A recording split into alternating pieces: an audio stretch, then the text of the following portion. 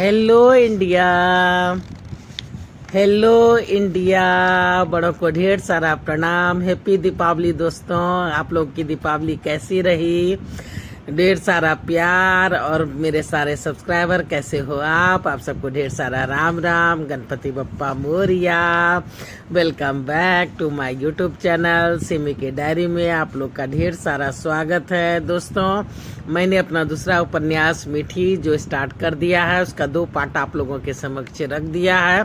अब तीसरे पार्ट में मैं आप लोगों का तहे दिल से स्वागत कर रही हूँ। दीपावली का अवसर था, इसलिए मैं 5-6 दिन से वीडियो नहीं डाल रही थी, क्योंकि अकेली जान और ढेरों काम, तो सारे काम खुद ही निपटाने पड़ते हैं। उसके बाद तबीयत खराब हो जाती है, उम्र का तकाजा है।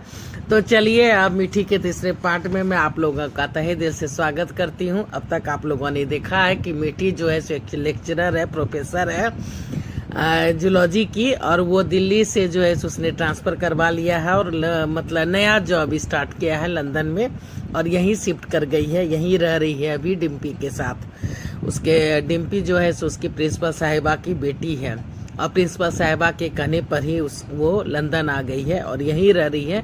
तो यहीं पे उसकी मुलाकात जो है समीर से होती है। समीर उसको अपने घर, उसके घर छोड़ देता है और फिर वो हॉस्पिटल के लिए निकल जाता है। इसके आगे अब मैं आप लोगों के समक्ष रखने जा रही हूँ। समीर नानावटी हॉस्पिटल पहुंचता है जहां वो काम करता है। वैसे वो हॉस्पिटल उसके ससुर एसपी कपूर का है। एसपी कपूर के 2 बेटे और 1 बेटी है। बड़ा बेटा भी डॉक्टर है और न्यूयॉर्क में एक बहुत बड़ा सा नर्सिंग होम चलाता है। ये नानावटी हॉस्पिटल कपूर साहब की पुरानी हॉस्पिटल थी, जिसे कपूर साहब ने अपनी जवानी के दिनों में बनवाया था। छोटा बेटा एमबीए करके अपना बिजनेस संभालता है। उसके मेडिसिन की फैक्ट्री थी और वो दवाइयाँ भी एक्सपोर्ट इंपोर्ट करता था। अधिकतर दवाइयाँ उसके अपने ही दोनों हॉस्पिटल में आते थे।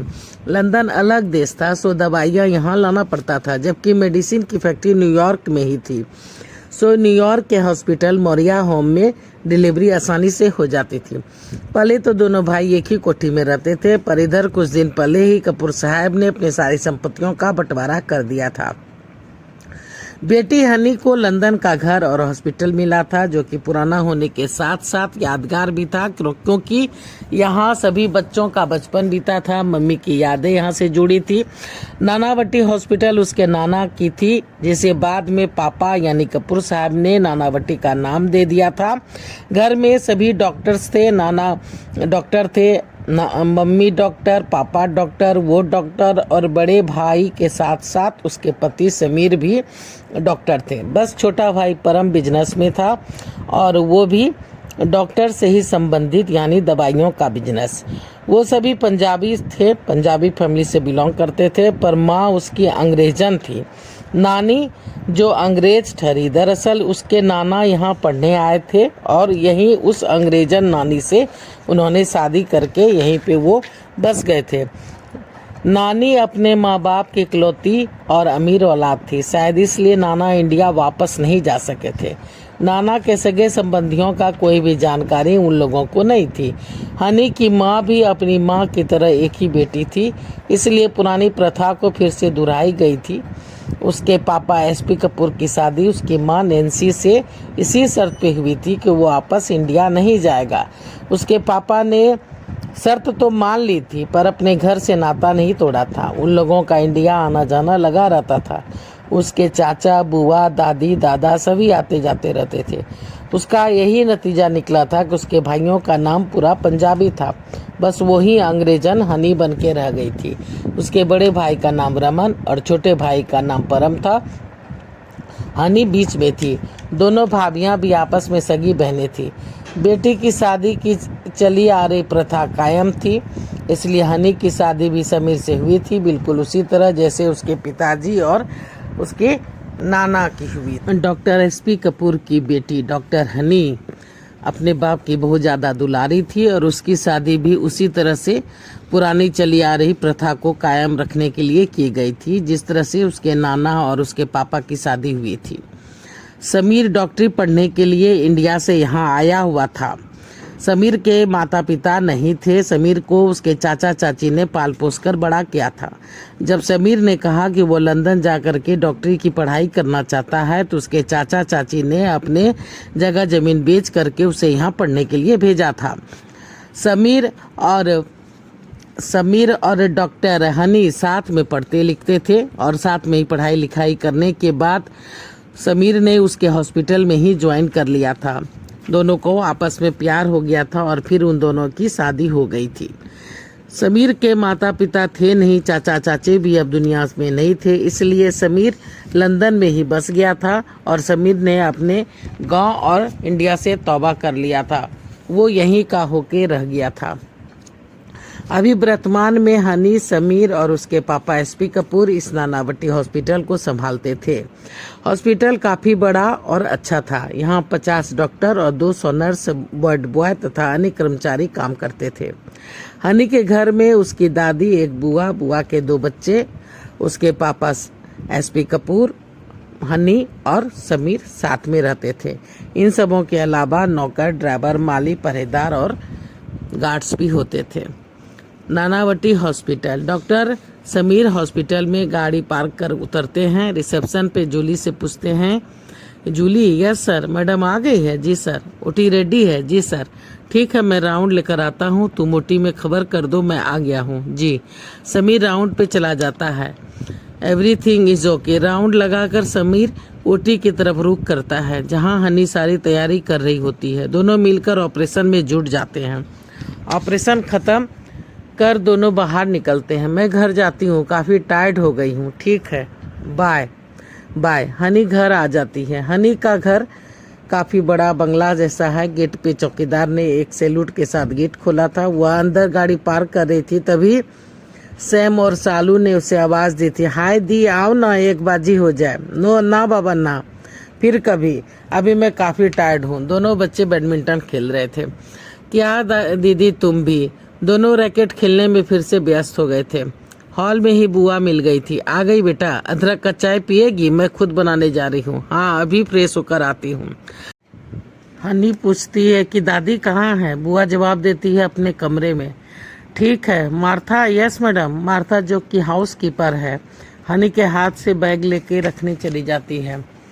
हॉल में सभी जमा होते हैं, गपशप चलती है। फिर सभी खाना खाने के लिए समीर का इंतजार करने लगते हैं। थोड़ी देर में समीर भी आ जाता है। फिर सभी खाना खाकर सो जाते हैं। देखते ही देखते मीठी और डिम्पी को लंदन आए 1 साल हो जाते हैं। इस बीच प्रिंसिपल साहिबा भी 4-5 बार आकर चली गई थी। डिम्पी और मीठी को 2 बार इंडिया भी हो आई। डिम्पी और मीठी भी 2 बार इंडिया हो आई थी। पहली बार जब मीठी इंडिया आई थी तो उसके नाते रिश्तेदारों ने थोड़ी बहुत दिलचस्पी दिखाई थी, वो भी शायद उसके लाए गए तोहफों के कारण। पर दूसरी बार तो कोई भी उससे मिलने तक नहीं आया था।